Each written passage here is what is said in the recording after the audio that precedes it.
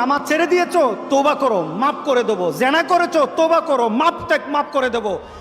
আকাশ সমান গুনাহ করেছো, তওবা করো, মাফ করে দেবো। আল্লাহু আকবার। শুধু তাই নয়, আল্লাহ বলেন, বান্দা যখনই তওবা করবি তোরে আমি পছন্দ করি। এত গুনাহ করার পর তুই যখন আমার সাথে তওবা করবি, আমি তোরে পছন্দ করি। শুধু তাই নয়, আল্লাহ সুবহানাহু ওয়া তাআলা বলেন, যারা মুতাতাহহিরিন, যারা পবিত্রতা অর্জন করে, আল্লাহ তাদেরকে পছন্দ করেন। আমরা পবিত্রতা অর্জন করি কি দিয়ে? উযু দিয়ে। বলেন কি দিয়ে? উযু দিয়ে। আমরা পবিত্রতা অর্জন করি তওবার মাধ্যমে। প্রথম এটা হলো আত্মার পরিশুদ্ধতা।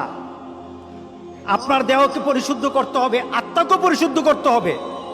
আপনার আত্মাকে পবিত্র বানাবেন। আত্মাকে পবিত্র বানাতে হলে তওবা লাগবে। এটা পানি দিয়ে হবে না, মাটি দিয়ে হবে না। আপনার আত্মাকে যদি পবিত্র করতে চান তাহলে তওবা লাগবে। কি লাগবে? তওবা।